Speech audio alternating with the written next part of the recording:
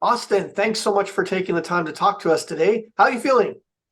Hello, I'm doing well. It was an epic finale. And at the end of the day, it's like, as players, especially when you don't win, it's like you just want it to be a really good season. And I think this was like an excellent way to tie a knot to the end of the season. So I'm feeling good.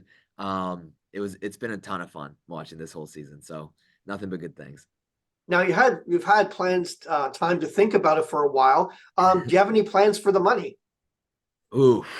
Well, a lot of it's going to go to student debt for sure, like just paying off school. That's going to be a big part of it. Maybe I'll go on like a little vacation too. Probably will do a little trip. And I've spent a lot of money visiting a lot of the cast members and stuff like that, going to watch events. So yeah, I think that's pretty much all of it. That's something. Now, many fans. I hope you have an update, but many fans are wondering about the status between you and D. Where do things stand after the show ended? Yeah, and I know this isn't what the fans want to hear, but for this, super happy to talk about it in the game and all that. But we want to keep the post game stuff pretty private right now. It's just so many things are happening. The finale just aired, and it's just an extra thing to deal with. It just makes things a little even more crazy. So we're gonna keep that private for now. Now, you explained, and they showed on last night's finale how you were an alternate, that you weren't scheduled to play. And you made the comment that, I'm playing with house money. Now, did the fact that you were an alternate change the way you approached the game, how you appreciated the game? Because I would assume maybe you would have been willing to take more risks. Yeah, yeah, and I said it's like when I saw the Beware advantage, it took like 2 seconds to think about it. I was like, yeah, of course I'm opening this thing. Because in my mind, it's like even if I was first voted out, it's like I wasn't even gonna play at all. Right. So every single day out there was just like the greatest day of my life, and there was some benefits of not being able to overthink things, but I think that I would have played a little bit differently because I also, being the alternate, I didn't really let myself put myself like mentally on the island because I didn't want to break my heart when, I went back home. So I was studying for midterms in Ponderosa before the game began. Uh, so like I was like trying not to think about it too much. And who knows, like with that a little extra preparation time, maybe I'd be able to play a little more cutthroat. Who knows? But yeah, no, nothing like I just am so grateful for the opportunity to play. And every day out there was awesome. And even losing, like I just feel so thankful, made it to the end. Like I was Yeah. never supposed to play. And I played all 26 days. I got 3 votes, I got idols, and I won challenges and I caught fish. Like it was the full experience. So Now, at the final tribal council, Dee admitted to a few of the lies that she that she told you or didn't inform you of certain things. Looking back at that, how do you feel about those situations, and do you make that separation between personal and game? Because you seem yeah, to do that. You seem to do that very well through the whole series. yeah, definitely. I kind of have the mentality that if you're willing to blindside people, then you have to be willing to be blindsided yourself. And you can't really, it's not a one-way street. I can't expect the jury members to be able to, separate the game from personal and to be able to judge us objectively if I'm not willing to do the same thing too. So, I kind of just tip my hats like that was a good game move. I understand it. And that's kind of why I was able to separate it. I think what was harder for me is just like understanding that other people can also separate it too. I knew personally like I was able to separate it, but I was worried that other people might not be able to as much. And I kind of maybe let that affect some of my decisions. Now you had two real, fortunate enough to have two really strong bonds going through the game. You had, Drew on one hand, and you had D on the other. What was it like to work with Drew, especially because again, you were in, one would think like, well, he's the intellectual, he's the mastermind, but in all honesty, you both came together and you contributed to everything as far as your alliance was concerned. Yeah, I really appreciate that. But Drew and I like truly best friends out there on the island. They really highlighted towards the end, especially like my relationship with Dee, that whole showman's. They're like, oh my God, like you told Dee about the vote for Julie, but at the end of the day, like I would have done everything the same for Drew. If Right. Dee or Julie came up to me being like, hey, let's vote at Emily, I'm telling Drew 100%. I was never going to write his name down. I was going to bring him to the end with me, even if it wasn't best for my game, similarly to Dee.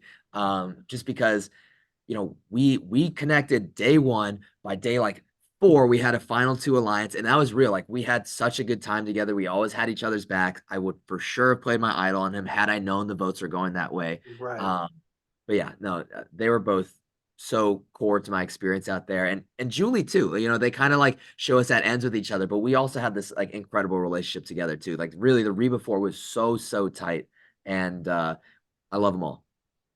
Now, obviously, you had this budding showman's with D, well, something that is totally unexpected. You know, you're there to Yeah. play a game, and then this kind of develops. How did that hinder, and how did it help your game? Yeah. I mean, one of my main strategies going in is I wanted to make sure that I was the most insulated player. I needed to have Right. layers of people willing to fight for me, willing to protect me. And, both Dee and Drew were gonna fall on the sword for me. And I knew that. So that was helpful because I knew Dee would never write my name down. And, had someone gone to her and like if Julie went to her and say, we're gonna vote out Austin, I think she would have told me similarly how she told Julie. So having that was a benefit, knowing that these people were going to really do whatever they can to keep me in the game. I think where it comes a negative is I also got so attached to both of them that I was, you know, trying to think whatever I could do to like move us together as a unit further as opposed to just myself. And I really went to bat for both of them as well. So, I do think though that the reason why we all went far was because we had these tight bonds and we could really trust each other. So I don't really regret, having these tight bonds or anything. I think ultimately they did really help my game. It was just at the end of the day, I couldn't eliminate them both, to get to the end. Now, across the board, I mean, you played. I always say that the best Survivor players are those who are well rounded, and you did. You were great at strategy, you were great at the challenges, and you were great at the social game. But looking at your game objectively, what can you say was your weakness if you had one? Thank you. I mean, it's definitely the lack of like I didn't have that Jesse, that D kind of cutthroat mentality. And I think Right. part of that is coming in as an alternate, coming with this different perspective, like just being really excited to be out there. Part of it was just like because I formed such close bonds, it was hard for me to be like, all right, Axe, you're done. But I kind of like I tried to view everything strategically, objectively, and even like, making these moves, they make it look like I have these like love goggles on or whatever. But like I felt out there I was still sharp, that I was still thinking everything rationally. But at the same time, I knew also I was never going to vote D. I was never going to vote Drew. The only way I would take out either of them was to go against them in fire. So I think not being willing to write their names down essentially was potentially my weakest point. Now, I ask this of all the survivors because, again, we only get to see, a small portion of your life or your journey on the island.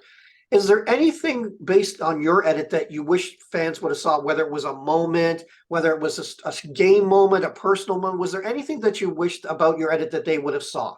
Yeah. I think the Kelly Blindside, Right. amazing episode, but they wanted, the editors wanted to blindside the audience too. So they Yeah. really hid all of the strategy that went behind it. And I feel like there was a lot of work that I put in to make that happen. And it goes back, there's several little moves that I made to make that happen. So like for one, at the auction, Bruce loses his vote because he had the most money at the end. He Right. actually bid $80 for that fisheye, which is why I bid 100 to make sure that the people outside of my alliance had money and had a higher chance of losing their vote. So when I went to bite that eyeball, I made a big scene of it. That was because I wanted to convince everybody that, hey, like I bid for this because I wanted to eat it, not because I was thinking strategically to make sure that Bruce didn't spend his money. And once he lost his vote, it was like, okay, this vote is going to happen. We're going for Kelly. And there was a lot of sort of the social work that went into it. Drew obviously he was on board immediately and he was key in coming up with a plan and making sure this worked and talking to people like Emily to make sure that they were on board. I think a big person that I really had to focus on convincing was D because D was really getting close with Kelly. D Right. kind of viewed Kelly as like a shield or a potential number as well. And being able to convince D, like, hey, this isn't good for your game to vote out Kelly, but I need you to do this for me. Those were a lot of really good conversations that we had. And it's a bummer that the audience had to miss out on all that strategy, but at the same time, it like Yeah. totally makes sense because it was a crazy blindside. So Now, this may be a little bit too soon, but if they asked you to come back and play again, Austin, not as an alternate, as a scheduled player, would you come back? never too soon. I 100% would. Every day out there was the greatest day of my life. I mean, when you're out there and you're miserable and you're starving, and you're like, I'm never doing this again. But as soon as you have your first bite of something, your first shower, you're like, I'm ready to be hurt again. Let's go. Oh, yeah, I'd go back. Well, Austin, again, thank you so much for taking the time to talk to us. It was great watching your character and watching Um, you evolve through the whole series. You're great. And all the best of luck to you in the future and whatever comes your way. Oh, thank you so much. It was so much fun talking with you. I really appreciate it. Great, Austin. Have a great day and take care of yourself. Thank you. You too.